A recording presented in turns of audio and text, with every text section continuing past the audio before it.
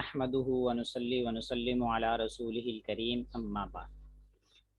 ہم آج قربانی کے احکام اور مسائل کے بارے میں جانیں گے انشاءاللہ۔ سب سے پہلے قربانی کی فضیلت۔ قربانی کرنے کا بڑا ثواب ہے۔ نبی کریم صلی اللہ علیہ وسلم نے فرمایا کہ قربانی کے دنوں میں قربانی سے زیادہ کوئی چیز اللہ تعالیٰ کو پسند نہیں۔ ان دنوں میں یہ نیک کام سب نیکیوں سے بڑھ کر ہے، اور قربانی کرتے وقت خون کا جو قطرہ زمین پر گرتا ہے تو زمین تک پہنچنے سے پہلے ہی اللہ تعالیٰ کے ہاں قبول ہو جاتا ہے۔ لہٰذا خوب خوشی سے اور خوب دل کھول کر قربانی کرنی چاہیے۔ تو جس شخص پر قربانی واجب نہ بھی ہو، وہ اتنے عظیم ثواب کے حصول میں پیچھے نہ رہے۔ اگر اس کے لیے ممکن ہو، زیادہ تنگی کا باعث اور حرج کا باعث نہ بن رہا ہو، تو اللہ تعالیٰ کی رضا اور اتنے بڑے ثواب کے حاصل کرنے کے لیے اس کو قربانی کرنی چاہیے۔ اسی طرح دوسری حدیث میں نبی کریم صلی اللہ علیہ وسلم نے فرمایا کہ قربانی کے بدن پر جتنے بال ہوتے ہیں تو ہر بال کے بدلے میں ایک ایک نیکی لکھی جاتی ہے۔ اور قربانی کے جانور پر کتنے بال ہوتے ہیں، ہم میں سے کوئی صبح سے لے کر شام تک لگاتار مسلسل کسی اور کام کیے بغیر اگر گنتا رہے تو تب بھی وہ گن نہیں سکتا۔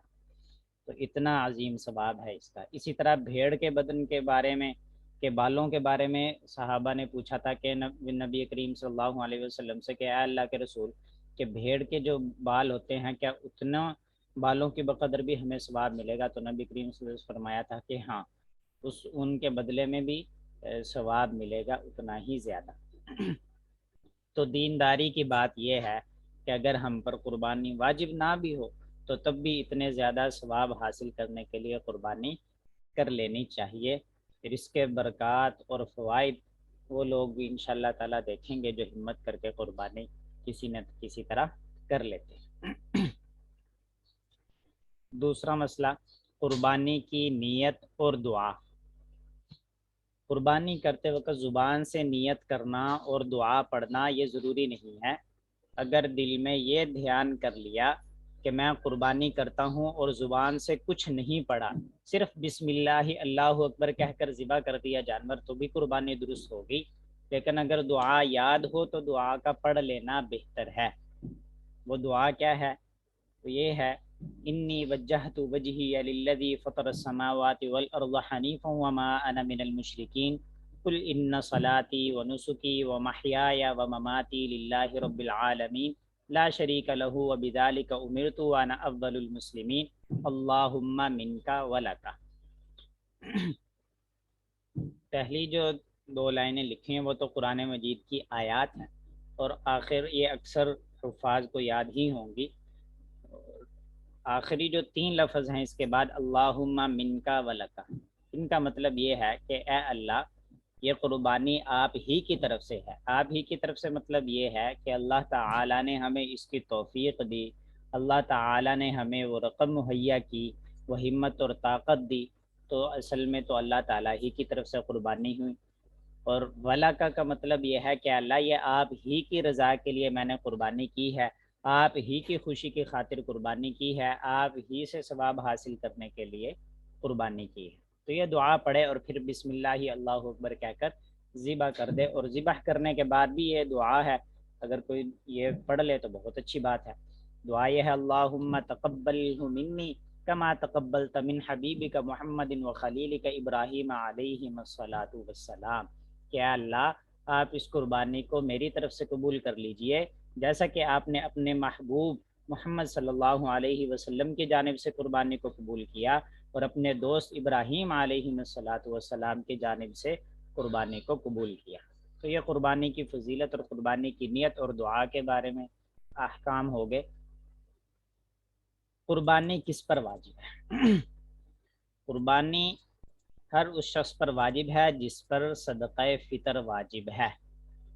تو جس پر صدقہ فطر واجب ہوتا ہے اس پر بقرہ عید کے دنوں میں، یعنی 10 ذوالحجہ کی فجر سے لے کر 12 ذوالحجہ کی مغرب تک اگر اس کے پاس اتنا مال موجود ہو نصاب کے بقدر، تو اس صورت میں اس کے ذمے میں قربانی واجب ہو جاتی ہے۔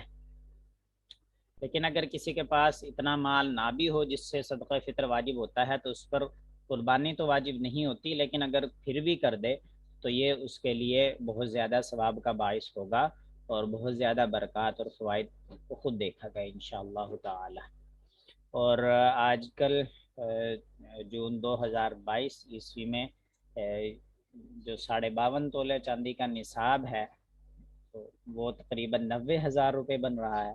تو جس شخص کے پاس سونا، چاندی، نقد رقم، مال تجارت، ضرورت سے زائد سامان، یہ سب ملا کر یا ان میں سے کسی ایک کا نصاب 52.5 تولہ چاندی کی رقم کے برابر پہنچ رہا ہو تو اس صورت میں اس کے ذمہ میں قربانی کرنا واجب ہوگا۔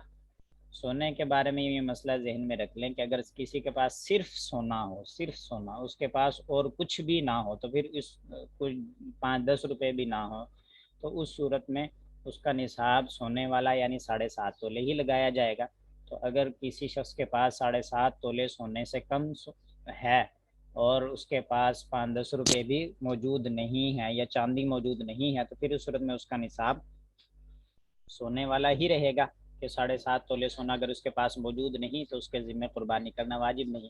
لیکن اگر 7.5 تولے سونا سے کم اس کے پاس سونا موجود ہے اور چاندی یا رقم کچھ نہ کچھ اس کے پاس موجود ہے تو اس صورت میں قربانی کا نصاب سونے کے بجائے چاندی کی طرف منتقل ہو جائے گا، اور 52.5 تولہ چاندی کی ملکیت کے برابر اگر اس کے پاس رقم موجود ہوئی یا اور مال موجود ہوا تو اس کے ذمہ میں قربانی کرنا واجب ہوگی۔ قربانی کس پر واجب ہے کے حوالے سے دوسرا مسئلہ یہ ذہن میں رکھیں کہ قربانی اپنی طرف سے کرنا واجب ہے، اولاد کی طرف سے واجب نہیں ہے، بلکہ اگر نابالغ اولاد مالدار بھی ہو تب بھی اس کی طرف سے قربانی کرنا واجب نہیں، نہ اپنے مال سے نہ اس کے مال سے۔ اگر کسی نے نابالغ کی طرف سے قربانی کر دی تو بہت اچھی بات ہے، تو وہ اس کی طرف سے نفل قربانی ادا ہوگی، لیکن پھر اس صورت میں اس بات کا دھیان رہے کہ نفل قربانی کرتے وقت نابالغ بچے کے مال کو شامل نہ کیا جائے، بلکہ والدین اپنے مال سے قربانی کریں، نابالغ اولاد کے مال سے ہرگز قربانی نہ کریں۔